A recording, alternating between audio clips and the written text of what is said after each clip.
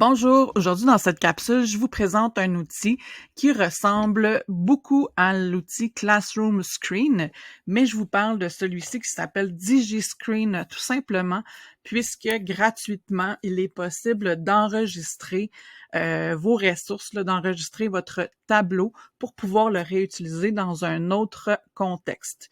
Donc, si vous le préparez, vous pourrez le réutiliser là, au fil des jours là, sans avoir peur de fermer la fenêtre. Donc, pour y avoir accès, là, on clique sur ladigital.dev DigiScreen ici. Et là, on se retrouve sur la page avec plusieurs outils. Là, vous allez voir, ça ressemble drôlement à Classroom Screen. On va faire le tour là, des outils rapidement, mais on va tout d'abord venir dans les options ici. C'est possible de changer la langue, donc ça, c'est les paramètres. On peut choisir l'arrière-plan. On pourrait choisir, là, par exemple, un lien vers une image aussi qu'on a. On pourrait choisir des papiers lignés. Donc ici, là, je vais choisir cette image et je pourrais avoir plusieurs pages également. Donc, page 1, page 2. Donc, page 1, page 2, etc. Et ici, tout à l'heure, c'est ici que je vais vous présenter comment on peut exporter, enregistrer là, ce tableau-là pour pouvoir le réutiliser dans un autre contexte. Parce qu'automatiquement, là, vous avez vu, je suis rentrée sur cette page-là et j'ai pas moyen de me créer un compte, d'avoir quelque chose où je stocke mes tableaux. Donc, ça va plutôt se stocker dans mes téléchargements. Donc, on viendra ici, là, quand on l'exporte, on peut l'importer ici, un écran, par la suite. Donc, il y a plusieurs modules là, qui est possible d'activer. Donc, il y a des images séquentielles, il y a des cartes. Donc, ça, c'est ce que vous avez accès. Donc, rétroaction, vous avez le sonomètre. Donc, là, j'ai vraiment activé tout ce qui était possible d'activer dans le tableau. Donc, ici, là, vous avez un petit cadenas. On peut se mettre en mode plein écran. Et là, pour le personnaliser, en fait, là, on va venir naviguer. Je vais venir sur ma première page. J'enlève tout simplement déverrouiller. Et là, je vais pouvoir ajouter des outils. Donc, on a du texte, des tableaux. On a derrière mon outil ici, on a le code QR. Ensuite, on a la synthèse vocale. On pourrait mettre un accès vers un document. Donc, on clique dessus. On ajoute un document qu'on peut accéder facilement. On peut venir placer un lien. monurl.ca référentiel site num, par exemple. Et là, je pourrais faire référentiel site num. Et là, en fait, l'écran, là, c'est que on peut avoir toutes les ressources, organiser toutes nos ressources là, sous la main pour pouvoir donner notre cours là, sans avoir à naviguer dans plusieurs fenêtres. Donc, on a un iframe. Donc, ici, on pourrait mettre un code pour avoir un contenu interactif, là, comme une présentation Canva, un Geniali, etc. On pourrait l'intégrer directement. On peut faire des nuages de mots là, directement ici. Donc, on pourrait, par exemple, mettre la taille du nuage de mots. Là. Donc, tout simplement, je pourrais écrire Noël, famille, bref, joie. Et là, je vais valider et là, ça va me créer en fait un nuage de mots facilement que je peux faire avec mes élèves. Donc là, je pourrais le mettre ça en mode plein écran et là, je reviens ensuite avec mes autres outils ici. Ensuite, on a des possibilités là, de faire du surlignage, d'avoir le jeu de bonhomme pendu. On a accès à des cartes ici. Donc, par exemple, ça pourrait être des questions là, de révision, la fête qui approche et je pourrais écrire tout simplement Noël. Donc, c'est un peu comme des flashcards. Et là, valider. Ouais. Donc là, ça pourrait me faire, là, je la vois pas. Ça, c'est pas enregistré. Fête Noël. Et là, elle va... Ah, voilà. Donc, j'ai ma carte Fête Noël. Je fais valider. Puis là, ici, là, j'ai mes flashcards. J'en ai seulement une.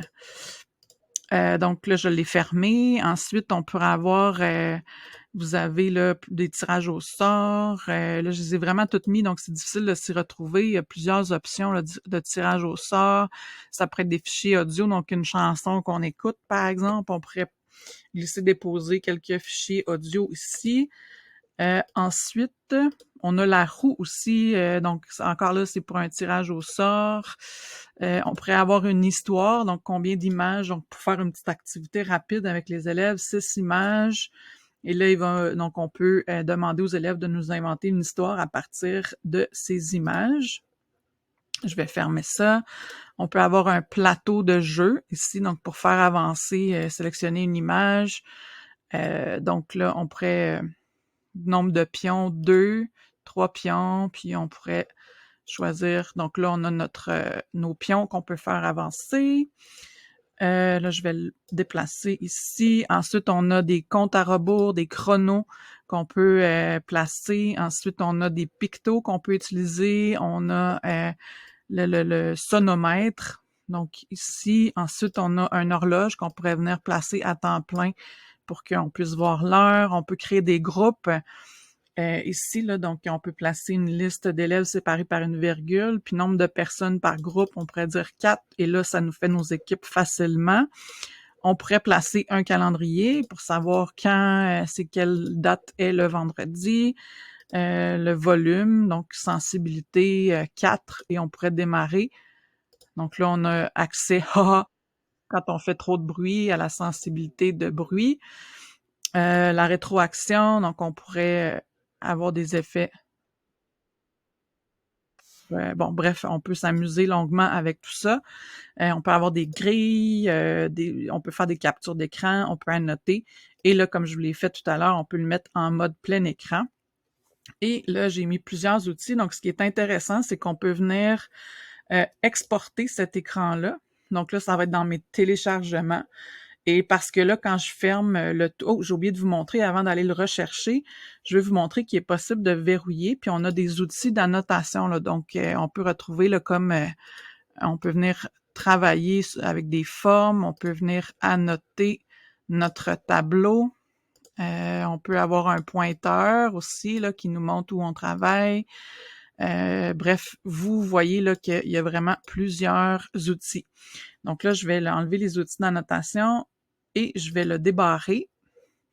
Et ce que je vais faire, c'est que je vais sortir du mode plein écran et je vais fermer tout simplement mes 2 fenêtres de la digitale.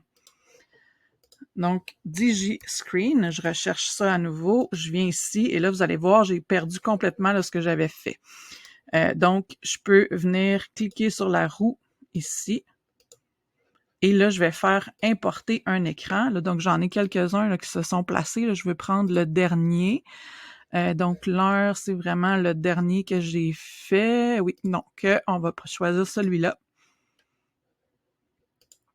Et là, vous voyez, je retrouve exactement tous mes outils. Donc, c'est là, je pense, la force de DigiScreen comparé à Classroom Screen parce que je peux retrouver, là, donc je pourrais en avoir, là, vous voyez, je retrouve, j'ai fait 2 pages, je retrouve exactement mes 2 pages là, qui sont ici. Donc ça, c'est un avantage là, de pouvoir réutiliser puis de ne pas avoir à refaire tout au début du cours. Donc j'espère que ça pourra vous être utile. Bonne journée!